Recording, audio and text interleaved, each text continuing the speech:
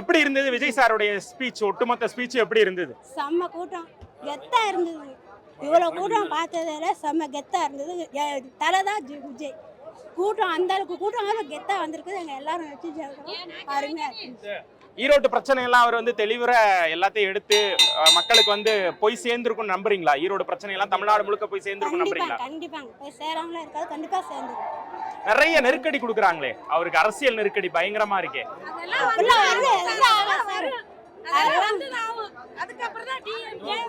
எல்லாம் வந்துதான், எல்லாம் தாண்டிதான் நிப்பாரு. அதெல்லாம் வரும், கண்டிப்பா வரும். எதிர்கட்சியில அதிகமா வரும்.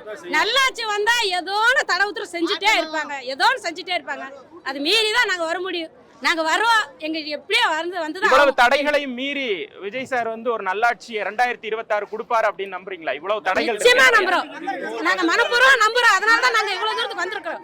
என் குழந்தை குட்டி எல்லாம் விட்டுட்டு வேலையை விட்டுட்டு இங்க இந்த தூரம் வந்திருக்கிறோம்னா அது கண்டிப்பா அது நிச்சயமா வரும். நல்லாட்சி வரணும் நம்பிக்கை எங்களுக்கு இருக்கிறாங்க தான் நாங்க அவ்வளவு தூரத்தை தளபதிக்கோசம் வந்திருக்கிறோம்.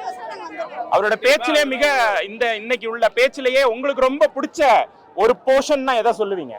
போசன்னா இன்னைக்கு இப்ப பேசுறது நான் சரியா கவனிக்கலண்ணா. ஆனா எப்பவுமே பேசுறது எல்லா கூட்டத்துல பாக்கல. ஆனா எப்பவும் பேசுறது நான் பாத்துருக்கிறேன். எங்க மக்களுக்கோசரம் தான் நானும் நம்பிக்கை இருக்கிறாங்க.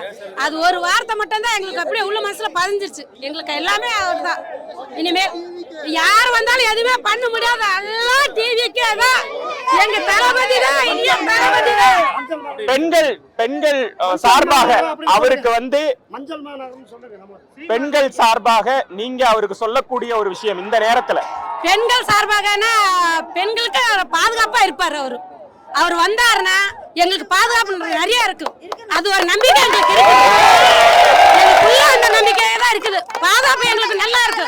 இப்ப எங்கேயும் போறதுக்கு பயந்து சுத்திட்டு இருக்கிறோம். அந்த கவலை அந்த இதே வராது. டிவிக்கே வந்தா